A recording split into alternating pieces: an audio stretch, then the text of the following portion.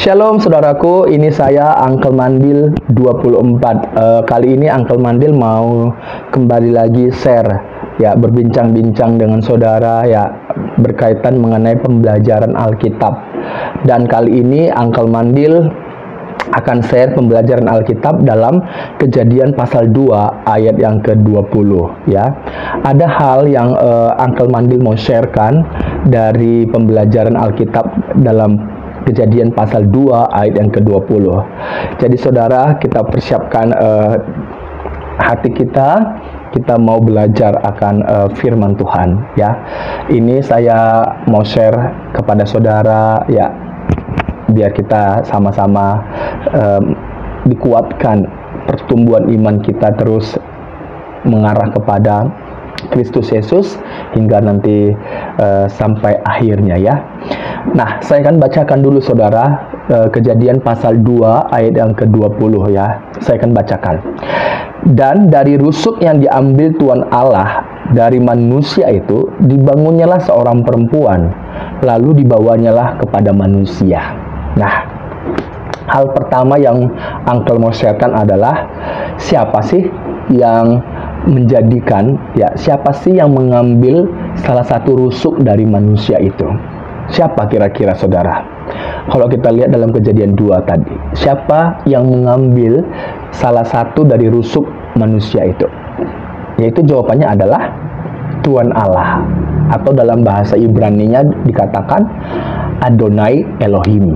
Adonai Elohim. Nah, hal yang kedua yang Uncle mau sharekan ya, ini juga saudara bisa jawab ya. Apa yang Tuhan Allah lakukan dengan salah satu rusuk yang diambilnya itu? Apa yang dilakukan oleh Tuhan Allah? Yang dilakukan oleh Tuhan Allah adalah membangun seorang perempuan. Kenapa cuma seorang perempuan, saudara? Kenapa? Padahal kalau kita lihat sekarang ini ada orang yang menikah dengan dua laki-laki atau satu laki-laki dengan dua perempuan ya, ada ya yang menikah begitu. Tetapi di sini dikatakan bahwa Allah hanya mengambil satu aja rusuk dari manusia itu, dan dari satu rusuk itu dibangunnyalah seorang perempuan.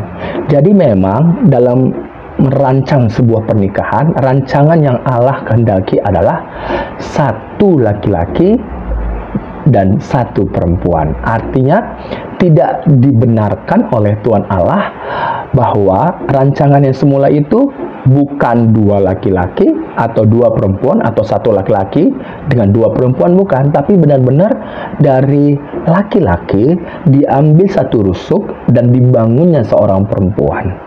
Satu perempuan artinya satu istri. Dan inilah rancangan awal yang Allah buat di dalam sebuah pernikahan ya. Jadi kalau kita menikah, misalnya saya laki-laki ya, saya laki-laki dan saya menikah dengan dua perempuan yang masih hidup, itu nggak dibenarkan oleh Tuhan. Tidak sesuai dengan firman Tuhan. Dan yang sesuai dengan firman Tuhan adalah satu laki-laki dengan satu perempuan. Kalau perempuan mengambil satu laki-laki menjadi suaminya, tidak dibenarkan kawin siri, nggak dibenarkan ya, tidak dibenarkan oleh Alkitab, nggak dibenarkan saudara. Bagaimanapun nanti situasi yang dialami dalam sebuah pernikahan ya, nggak dibenarkan untuk kawin lagi ya, bercerai, kawin lagi, tidak dibenarkan ya. Jadi firman Tuhan mengatakan bahwa dari satu rusuk itu diambil ya, dibangunlah seorang perempuan. Jadi Tuhan sendiri yang membangun seorang perempuan, dan itu dibawanya nanti kepada manusia itu. Dan inilah yang menjadi sebuah pernikahan di mana terdiri dari satu laki-laki atau suatu suami dan satu istri atau satu perempuan ya. Dan yang dibangun oleh Tuhan itu apa? Yang dibangun oleh Tuhan itu dari satu rusuk itu dibangunnya seorang perempuan, bukan dibangun seorang laki-laki, bukan dibangun seekor binatang, enggak. Jadi memang dalam pernikahan itu tidak dibenarkan kalau laki-laki mengambil laki-laki, nggak dibenarkan. Karena firman Tuhan merancang sejak awal dalam pernikahan, bahwa di situ dikatakan dari satu rusuk itu dibangunnyalah seorang perempuan. Tidak dibenarkan seorang laki-laki menikah dengan seorang laki-laki, dan tidak dibenarkan seorang laki-laki menikah dengan binatang, enggak dibenarkan. Karena itu bukan kebenaran. Kebenarannya adalah dari satu rusuk itu dibangunnyalah seorang perempuan. Begitu saudaraku.